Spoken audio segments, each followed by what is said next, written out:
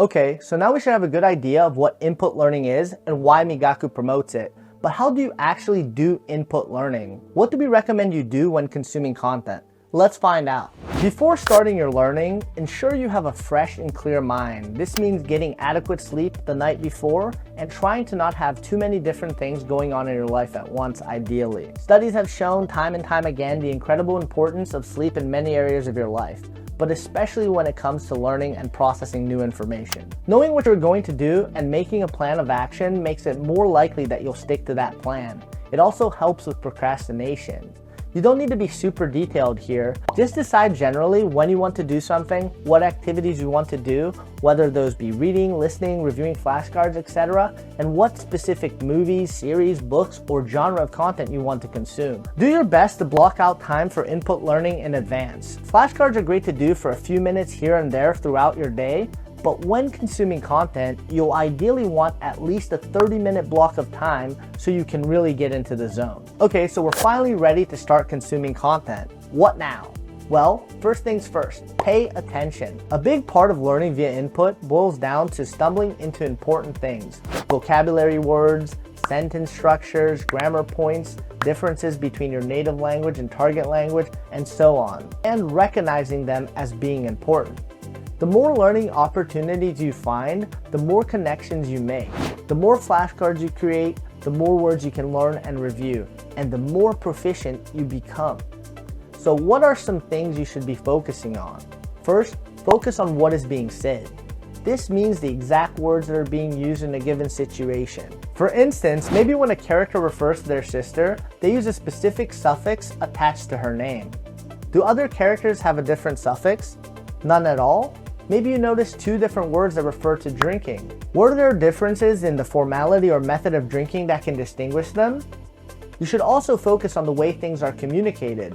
Pay attention to the vowels and consonants, how sentences flow together, where speakers often pause, what they say when searching for a thought, what gestures and mannerisms are used, and things like that. There's so much more to communication than just the words that are being spoken. Another crucial practice is to make connections to what you know. Draw comparisons to patterns in your native language. Maybe something in your target language works similarly to a pattern in your native language in one instance, but differs in another. Notice structural differences and similarities, like how words and questions are ordered, for example. See if you can break down patterns in certain word classes. Maybe adverbs share a common ending, like how in English they often end in "ly." What you should be trying to do is analyze how the language is functioning and how words are being used in different contexts. Finally, just be curious. Make predictions about how things work. Try mimicking how you heard something spoken. If you treat this like a fun puzzle that you are slowly solving, then you are more likely to notice and learn more. And now let's look at some things to avoid. Don't try to translate everything in your head. Try to understand the target language based on the context and your existing knowledge of it, not by trying to force it around the rules of your native language. While it is natural to at first try and translate what you're hearing and reading into your native language, the key is to learn to trust that you are understanding the words directly into meaning. For example, when you hear the word for cat in your target language, try and think of an image of a cat rather than translating the word into the English word cat.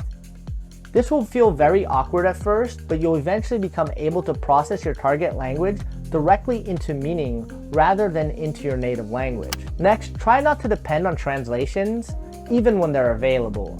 You'll need them at first, but do your best to deduce meaning from context and the words you do understand, then refer to the translation to see if your interpretation was accurate. If it wasn't, try to identify the source of your confusion. The reason it's even more important not to depend on translations is because they are very often localized to sound more natural to a foreign audience.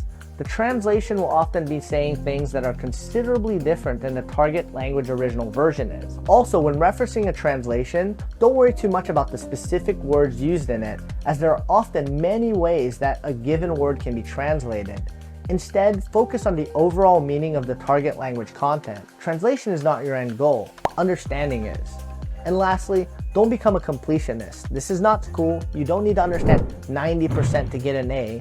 nor do you need to master every single line of a show's dialogue or every grammar point in a book. On the contrary, this perfectionist attitude can actually slow you down, because certain misunderstandings can only be cleared up by gradually deepening your knowledge by getting more input. With Migaku, you can look up the meaning of a word by clicking on it. This is a huge quality of life improvement compared to having to put your book down or hit pause during a show and look a word up in a dictionary. With this in mind, do look up things that interest you. Do look up things that bother you. Do look up things you come across often. All these are telltale signs that a word is important enough to warrant a lookup. Our goal when looking up a word is to improve our comprehension.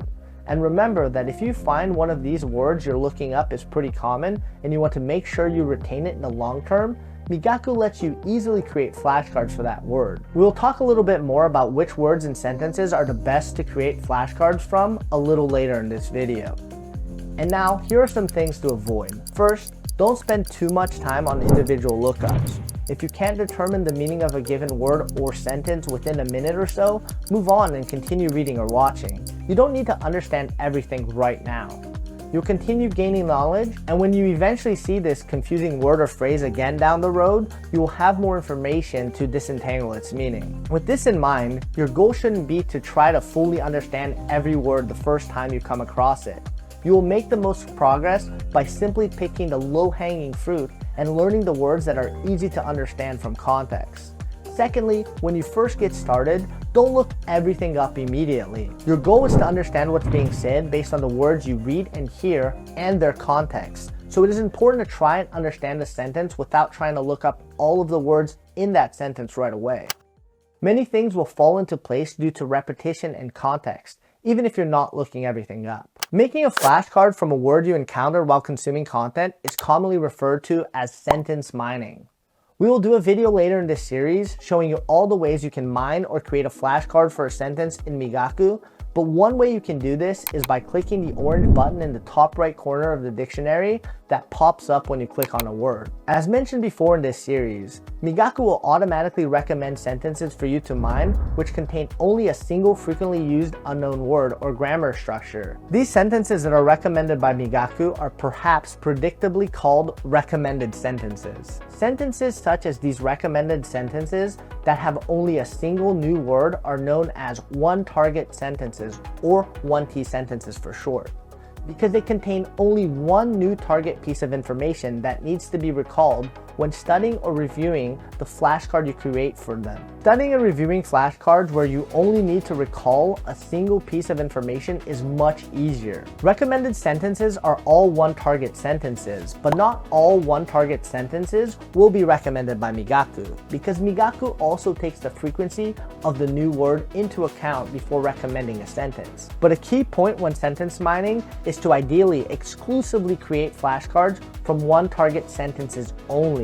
Phrased differently, we highly recommend against creating flashcards for sentences that contain multiple unknown pieces of information, because these flashcards are much more difficult to study and review because they have multiple pieces of information that need to be recalled. But there are a couple cases where we don't recommend you create a flashcard for a recommended sentence as well. The first case is when you don't understand the sentence Migaku has recommended even after looking up the new word in it. If you feel like the meaning in a recommended sentence is not clear to you, then you don't create a flashcard for it. Secondly, if you think a recommended sentence is really boring and not very memorable, then we also recommend to not create a flashcard for it. When mining other sentences besides those that have been recommended to you by Migaku, you should also prioritize sentences that contain a comparatively frequent word or grammar structure. Frequently occurring words are good to mine because they give you the biggest return for investment. Because these words are common, they are much more likely to reappear.